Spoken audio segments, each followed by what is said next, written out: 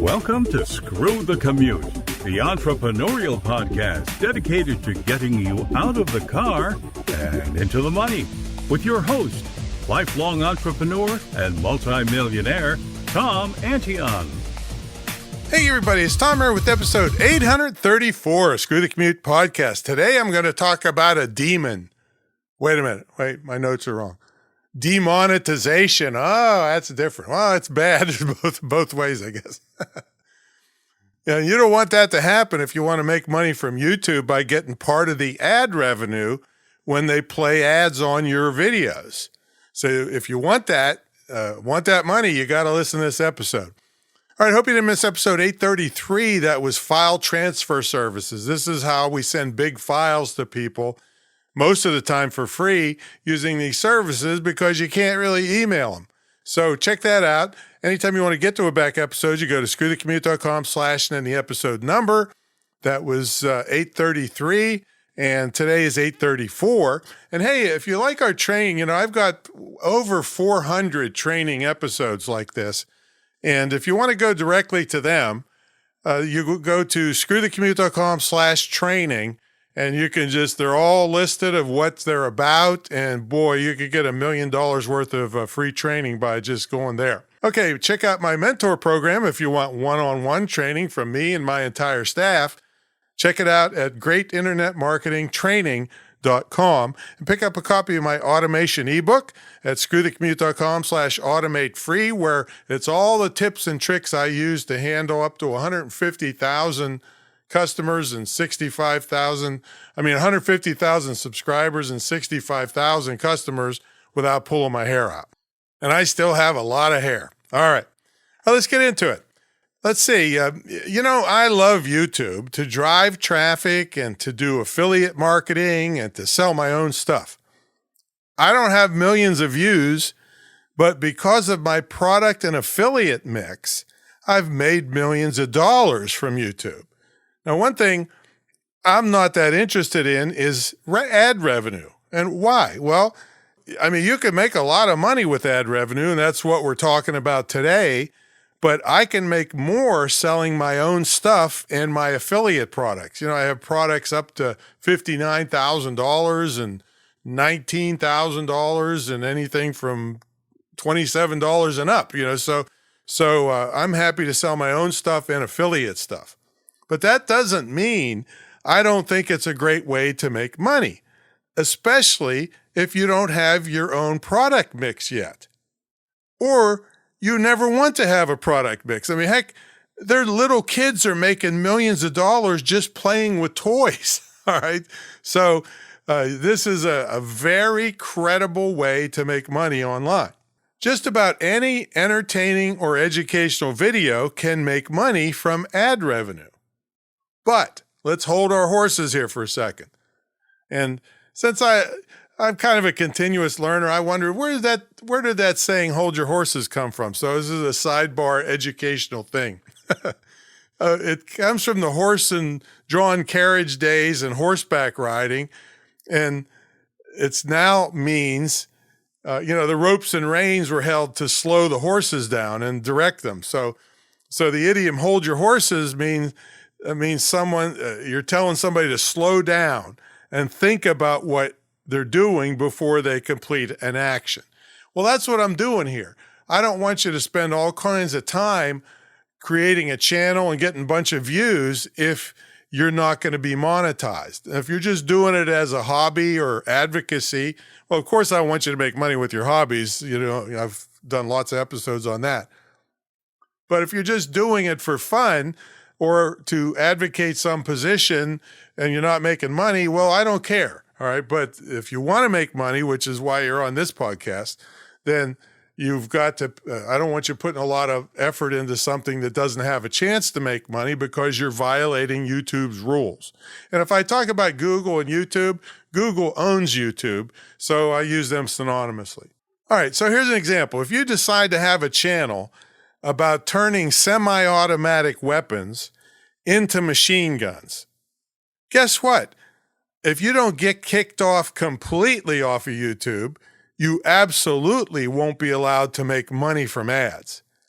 you won't be considered, quote, ad friendly. And with this example, I suspect you'll get kicked off altogether. Okay. Now, if you don't get kicked off and YouTube just refuses to let you make money from ads, this is called demonetization, and it's more strict than ever. Okay, let's get into some of the things to stay away from. And I don't care too much what you talk about. I'm not any kind of, goody two-shoes. But I don't want to see you wasting your time creating a channel that has little or no chance of making you money. Before I actually get into the specifics, you must know that the same content could get demonetized in one context, but allowed in another. Let's say you were showing some bloody and graphic medical operation. If you were just doing it for shock value, sayonara, there's no way they're going to let you make money for it. And you might get kicked off. But if you were a doctor showing a medical procedure with your own channel or backed by some big hospital system, then you could. In fact, big pharmaceutical companies and medical device companies would probably line up to advertise on that channel and pay big money to do so. So, some of these things all depend on the context surrounding the channel and the video. Another couple things to know is that sometimes it's not an all or nothing game. Let's say you cuss up a storm in your videos. They might demonetize you fully, in other words, cut you off from ad revenue. But let's say you only use a moderate, once in a while amount of bad language. You might not get cut off, but they might reduce your chances of getting lots of revenue, and maybe from the much fewer number of advertisers that don't really care about profanity. Then let's say you're squeaky clean and a bad word sneaks in once in a long while. In that case, maybe nobody even notices and you get full monetization. Now, unless you're someone like Gary Vee who cusses all the time and is known for it, and I doubt he cares about ad revenue because, like me, he's got tons of other revenue streams, speeches, income, and all kinds of stuff. You're probably better off to keep the cussing to a minimum. If cussing is your thing, you might take it to Rumble or someplace like that, which I am considering when I roll out my highly educated idiot book. Okay, because I could cuss up a storm and tell it like it is, but it has to be in the right place. Now, I'm going to include a link to the Google Ad-Friendly and Content Guidelines. Follow them and you should be okay. But you know what? There's not guarantees here. With some of the crazy nutcases they hire to moderate content, you could get an adverse decision out of nowhere when some woke jerk or jerkus who never accomplished a damn thing in their life is in charge of your channel. All right, so, don't get me started or I'll have to make this episode explicit, quote, explicit, which is what nasty content is called in the podcast world. Okay. Anyway, I'll put a link to that and some other things for you. Another thing you have to comply with and read is the Google AdSense. That's the program that pays you for YouTube revenue. You look at their program policies. I'll have a link to that. And let's throw in one more for good measure, YouTube's community guidelines. I'll have a link to that in the show notes. Now, if you devour all three of these, it'll give you the best chance of making money by sharing part of the ad revenue Google makes. All right, let's talk about banned words you should avoid. And some guy actually made a list of them. Of course, his list is not approved or sanctioned by Google, but I'm including a link to it anyway. It's a Google doc, and it's pretty darn informative. Some of the words are pretty obvious, like, ha ha ha, you're not going to catch me saying them. I'm not going to say them on here. You'll have to look at this Google doc to see them. Now, he does say that he's updating the list, and as time goes by, some of the words may not be troublesome anymore.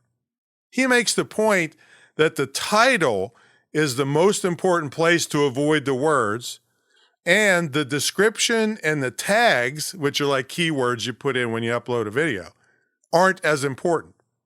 However, you must keep in mind that Google/YouTube uses voice recognition to hear what you say in the videos.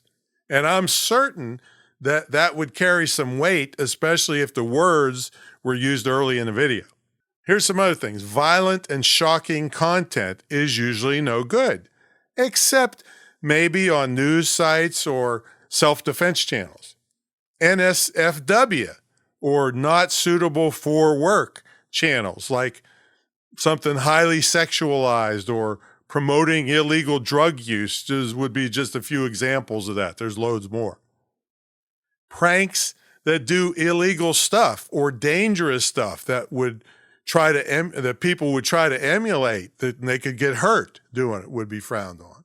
Bottom line is that you must be careful putting lots of effort into a channel doomed to be demonetized if you want to make ad revenue.